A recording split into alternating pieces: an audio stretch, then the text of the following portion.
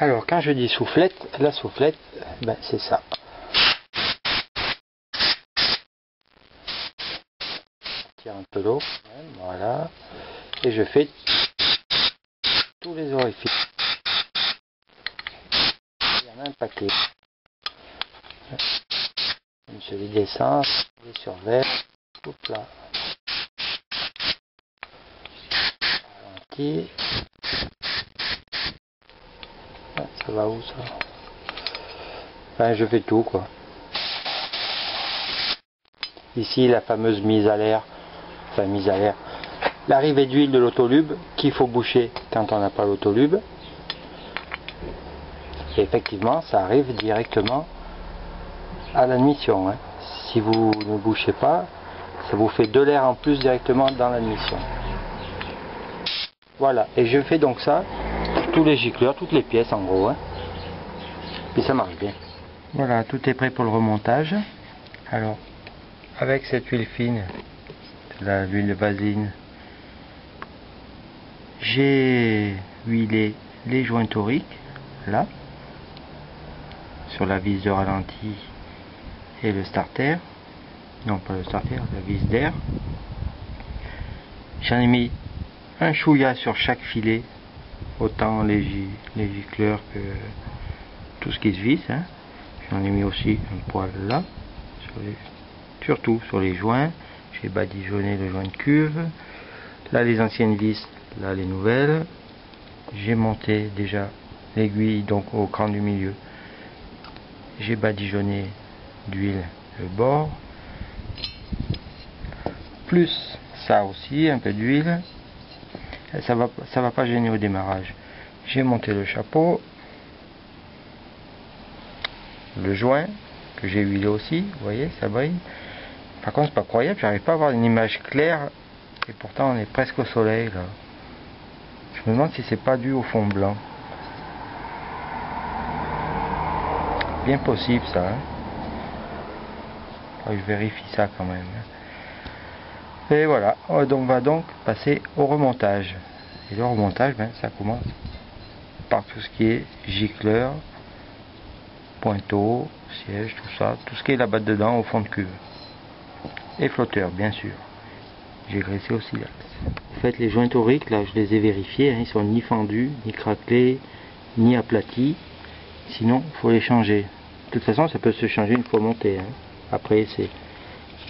Bon, je les ai pas changés, pourtant j'en ai au fond là. Bon, pour moi ils sont bons, donc je les jette. Je les laisse. Allez, on remonte. Alors, on y va pour le remontage. Bon, c'est une deuxième prise de vue parce que on voyait tout noir, ça m'énerve. Donc, je commence par les évents. Alors, celui de droite et celui de gauche, ça va tout seul de toute façon, il n'y a rien à faire. Pour le moment, je les mets en l'air. Hein. On va pas s'embêter avec ça. Voilà, ils sont en l'air, mais dans le bon sens. Dans le bon ordre surtout. Ensuite, le siège. Le siège avec sa rondelle. La position entre les supports du flotteur. Siège de pointeau. C'est une clé de 8. Alors, tout ce qui est laiton sur alu, là, bon, là, il y a un joint, c'est différent. C'est au contact et hop, un chouïa, pas plus. Le puits d'aiguille, pareil. On vient au contact à la main. Hop, un chouïa. Le gicleur principal inconnu, il m'a l'air gros, hein. Au contact, chouïa. Celui de ralenti, mince, il est dedans. Comme quoi c'est bien une deuxième vue, deuxième prise, il est dedans, hein, vous voyez. Bon ben, on le remet là, c'est là qu'il va. Pareil, on le serre.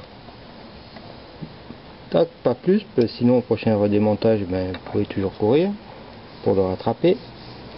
On va monter les flotteurs. On met le pointeau, la partie conique vers le fond, c'est elle qui fait l'étanchéité, et le petit étau qui vient en contact avec la lamelle des flotteurs dessus. Les flotteurs, comme ça, bien évidemment, là ça va pas. Là ça irait, mais la lamelle elle a plus du tout la bonne forme pour pouvoir la régler. L'axe on le prépare. Et là. Et puis je vous rappelle que c'est juste monté comme ça, il n'y a rien à visser. Vérifiez quand même que le pointeau soit toujours là. Je viens de le faire en passant. Et là, l'axe il sort tout seul si on bouge trop. Ensuite, on met dans le bon sens. Ici, la vis d'air et son ressort. Logiquement, on la serre à fond, moins un tour et demi. Moi, je vais la laisser juste comme ça. La vis de ralenti, avec son ressort, les joints toriques et tout. On la met aussi. Elle, je sais pas si on voit, elle vient juste sortir au fond là et agir sur le boisseau. Donc pour un premier redémarrage, il faut la serrer au minimum. Si par hasard vous la serrez trop, la moto, le moteur va partir à fond. Donc vous serrez au minimum que ça tienne, c'est tout. On réglera plus tard. Le starter, il est là. Il va là. Clé de 13. Et toujours serrage. Contact plus chouïa. Pas plus. Reste le boisseau. Alors le boisseau, il va là. La partie que vous voyez quand vous êtes sur le côté de votre moto, côté volant par exemple, il n'a qu'un sens le boisseau. Soit cette grosse fente là, soit la fine. C'est la grosse qui doit être vers vous. Et là, il va vraiment jusqu'au fond. De l'autre côté, il rentre aussi, mais il ne va pas jusqu'au fond. Ça veut dire qu'au premier redémarrage, la moto partira à fond. Je mets le ressort et le chapeau. Et quand il y a un câble, je vous l'ai déjà montré, c'est quasiment pareil. Là, je ne serre même pas, de toute façon, je vais l'ouvrir encore forcément. Mais sinon, le serrage est toujours à la main, jamais de clé. Voilà. Il reste juste la cuve. Et le joint, bien sûr, qui ira là. De toute façon, il n'a qu'une position avec ce petit trou qui vient là. Il n'a qu'une position. Maintenant, je vais m'occuper du réglage de hauteur de cuve. Alors, réglage du niveau de cuve. J'ai mis une durite sur l'emplacement d'arrivée de la durite d'essence, ici, ça va me permettre de souffler dedans. Le niveau de cuve se mesure entre le bord, mais pas celui-là, celui intérieur, là, et le bord des flotteurs. Hein, vous avez bien compris. Je vais vous montrer ça. En fait, en ce bord-là, à gauche du jaune, et ce bord-là. Il faut que l'arrivée d'essence soit fermée. Là, c'est fermé, c'est sûr, mais il faut que cette distance entre là et là soit de 21 mm. Plus ou moins 0,1 ou 0,2, je ne me rappelle plus, c'est pas grave. 21 plus ou moins un chouïa. Et comment fait-on? Eh bien, avec ma durite, je souffle, et au moment où l'air se coupe, où je n'arrive plus à souffler, il faut qu'il y ait 21 mm. Regardez voir. Alors, il a tourné.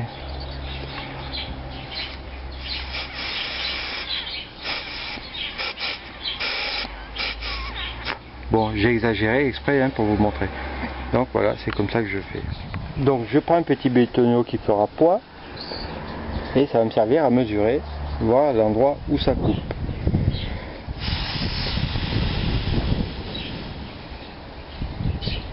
Voilà, là ça coupe. Maintenant, je mesure, il ne faut pas que le carbu bouge, il faut qu'il y ait 21. Et ben, il y a 21. Ben c'est nickel. Tiens, je suis content. Sinon, si c'est pas bon, il suffit de... Putain, alors c'est vu là. Vous voyez la petite languette au milieu là? Soit l'enfoncer, soit la ramener vers vous. Si vous l'enfoncez, le flotteur ira plus bas. Si vous la ramenez vers vous,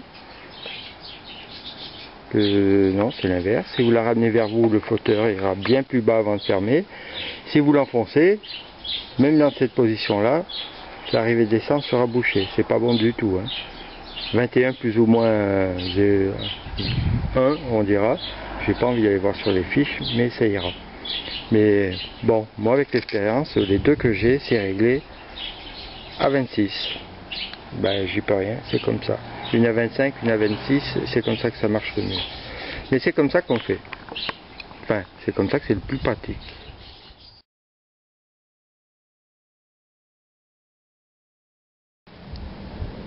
Et mise en place de la cuve. Puisque tout est fini. Par contre, je ne vais pas vous prendre trop de temps avec ça. Je vais mettre le joint. Vous voyez, là par exemple, c'est pas du tout la bonne position. Il est con, ce Robert. Totoche.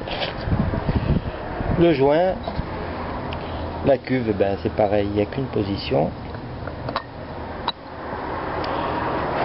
Je vais mettre les vis, mais surtout quand vous aurez tout monté chez vous, après un nettoyage carbu, avant vous faites ça. Vous entendez le cloc-cloc? Et bien ça prouve que les flotteurs ne sont pas bloqués, c'est très important.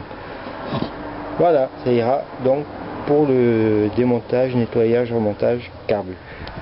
Et enfin le carbu fini. Les 4 BTR, un petit coup de polish, j'ai fermé les deux admissions, air et essence, enfin admission d'air, éjection, mélange. Voilà. Et il y a toujours le cloc-cloc. Bon allez, on va passer à autre chose.